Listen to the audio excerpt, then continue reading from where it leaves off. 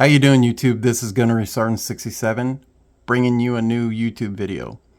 Today's YouTube video is going to be on the 6 minimum prepping items every prepper and non-prepper should own before an SHTF event occurs. Alright, YouTube, let's go ahead and get into it. Alright, the very first item, in my opinion, that you should go ahead and make sure that you have is some type of personal protection device. Now, that is a very personal thing to each individual. It also depends on where you live at. I'm here in the southeastern part of the United States, so we have the Second Amendment. So me personally, I am very comfortable with having my personal protection device being a firearm. Right here, my Glock 35 and Smith & Wesson 40 caliber. It's perfect for self-defense. In addition to that, I also have an Advantage Arms 22 long rifle conversion kit. So I put that on here. Now I can shoot 22 caliber rounds, and that allows me to hunt small game, birds, squirrels, rabbits, porcupines. Like I said, I'm here in the southeastern part of the United States, so all that is very, very plentiful here. And if a SHTF event occurs, then I'm doing everything I can to supplement my caloric intake. And the easiest thing to do is go ahead and take that small game. So this definitely goes ahead and fills that need of personal protection, and it also gives you that extra benny of being able to procure food, especially with the Advantage Arms 22 caliber conversion slide. It's perfect. Your second item that you should go ahead and have, every prepper and non-prepper should have this, in my opinion. Every prepper and non-prepper should have this in their household, and that is a first aid kit. What you see right here. So this is a very basic first aid kit. It's got your normal band-aids and gauze, and it's got tweezers, and it's got iodine and all of the other things that a basic first aid kit has. But in addition to that, you also need to be able to supplement it. I went ahead and bought other things that will supplement my first aid kit. Like right here, I've got a SAM splint. This is very good if someone slips off a ladder or somebody falls off their bike. You can go ahead and mobilize that affected body part that you think could be broken, and until you can get to the hospital and have them cast it up or get the appropriate medical attention that it requires. Also got quite a few of these Z-Pack dressings. They're sterile wound packing. So heaven forbid, you get an incident where you get some type of puncture wound or deep laceration. You can take those Z-Pack dressings and you can pack it and then go ahead and wrap some type of dressing around it to go ahead and stop the bleeding. On top of that as well, I went ahead and supplemented my first aid kit with this H bandage, comprehensive combat dressing. It's one of these things that you can go ahead and, if like you have some type of wound in your abdomen, you can go ahead and put this on, tie it off pretty tightly, and now you have a military grade battle dressing that's closing up that wound. Also too, I got a Bolin chest seal. I got a couple of these just in case you get some type of puncture in your chest. You can go ahead and put this on here, and it'll go ahead and save you. Also, we've got a SWAT stretch wrap and tuck tourniquet. This very basic tourniquet. You go ahead and use that, and hopefully if you get something that has some type of massive bleeding, especially arterial bleeding, you can go ahead and use this and help stop the bleeding. And then out of all the additional things that I throw in my first aid kit, this is probably the most important. This is a military cat tourniquet. This thing can be administered. Anybody that's ever been in the military, they know what this is. When I was in Afghanistan and Iraq, you had to have one on each of your sleeve pockets. And having this alone and be able to utilize it and train with it saves so many lives. So I got a couple of these as well. These are fantastic. These, even if you don't have anybody around and you get something that has massive bleeding, like I said before, an arterial wound, you can throw this around the affected limb and you can go ahead and crank this down. There's a little like a handle right here, and you turn it clockwise and it goes ahead and cinches down and it stops that bleeding until you can get some type of the appropriate medical attention. So yeah, the second item is first aid kit. All right, the third item that every prepper, non-prepper should own before an SHTF event is going to be 2 weeks of food.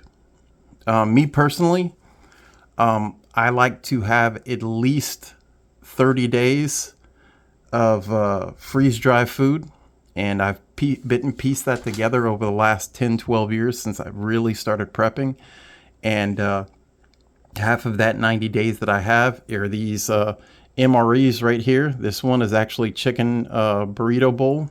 I've actually had it. It's all right. I mean, it's nothing crazy. It's not, you know, a Michelin star grade meal, but that whole MRE right there constitutes about 1,000 calories. So you eat 2 of those and you've got all your calories that you need for the day. But at the very minimum, I think that you should have 2 weeks food supply. If you can't get freeze dry, because I do understand that freeze dry is very expensive, then go ahead and good old reliable rice and beans. You know, you can go buy a 5-gallon bucket, buy some Mylar bags with some oxygen absorbers and some moisture absorbers, throw them in there, and you can stick about 30 pounds, maybe a little bit more of rice, get another bucket, and get another 30 pounds of beans, and now you have a complete protein. You got all your macros and a lot of your protein that you need just in those 2 things, and you can supplement it with 2 weeks worth of canned goods. Something that is going to be shelf stable, something that is going to last a long, long time. Again, 2 weeks food supply, in my opinion, is minimal. The fourth prepping item that every prepper and non-prepper should own before an SHTF event is 1 week's water supply. Now with this, in order to achieve that, you've got to have the filters, just like what I've got here with the mini Sawyer. These filters are good up to 100,000 gallons, especially if you utilize the back flushing instructions on these. And then you have some type of container. Me personally, I have a bunch of these water bricks.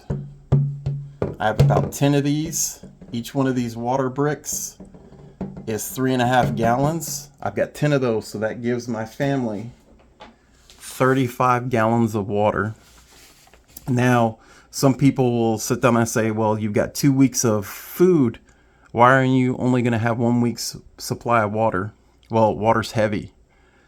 Each gallon of water weighs, I think, like 7 pounds. So that adds up, and it takes up a lot of space. So I understand that you have quite a few people that they don't own their own homes. They live in apartments.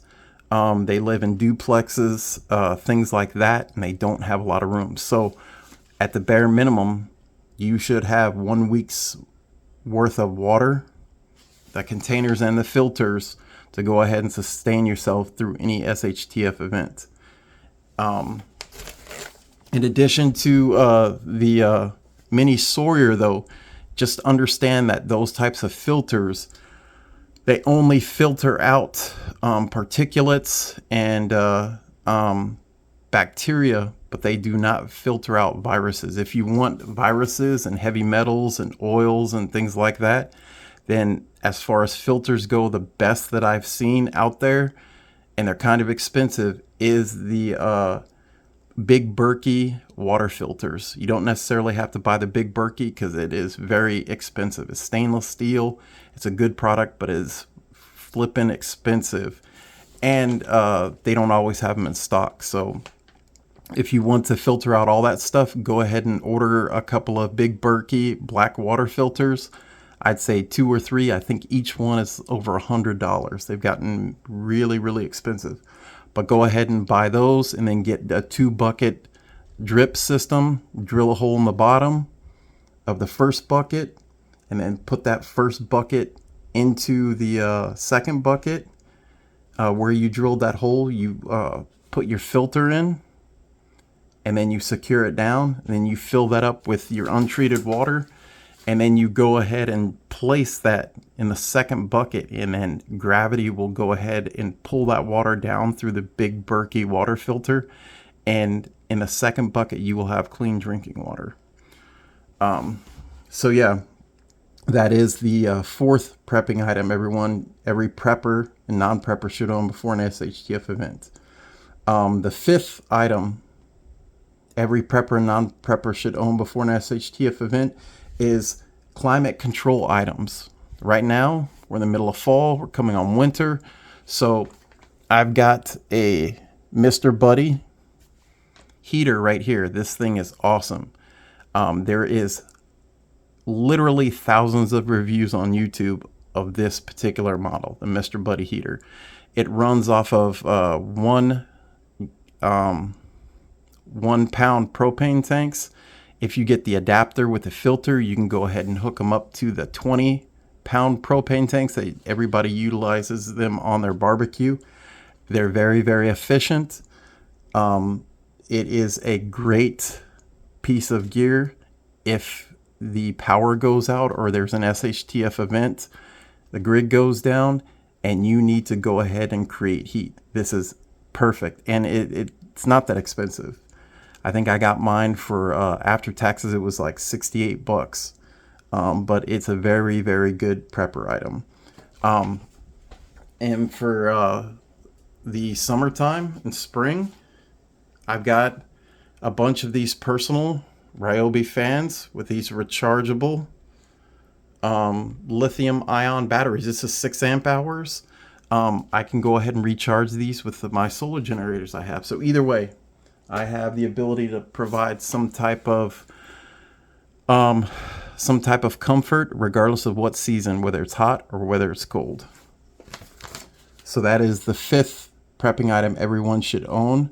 Every non-prepper and prepper should own before an SHTF event. And the last item, item number 6, that every prepper, non-prepper should own before an SHTF event is some type of cooking apparatus. Some way to go ahead and heat up your food. Me, I've got one of these Coleman 1 burner propane stoves. As you can see on the picture right here, you get the propane bottle. There's a little ring that you put on the bottom of the propane bottle. It's like a skirt. It basically makes your propane bottle like the stand. And then you screw this on. You've got the knob on the side. You go ahead and utilize a lighter. You turn on the propane. And now you have a really, really compact and efficient way to go ahead and heat your food. So all of these things right here, in my opinion, are the very minimum that you need, whether you are a prepper or whether you're just average Joe 6-pack. These are the things that if something happens, regardless of what the event is, whether it's a hurricane, an earthquake, or just simply a power outage, these are the things that will go ahead and get you through the bare minimum without having to go ahead and ask for handouts or have to go and try to ask the government for handouts or your neighbors. This will allow you to be self-sufficient until the end of a small SHTF event. All right, YouTube, that's all for today. Please, if you like this content, please go ahead and subscribe to my channel. If you like this video, go ahead and hit that like button. Go ahead and share with your friends. Please leave a comment on what you like and what you don't like. And go ahead and let me know in the comments below, what are your 6 minimum prepping items that every prepper or non-prepper should own before an SHTF event. All right, YouTube, this is Gunner Restarting 67. I'm out.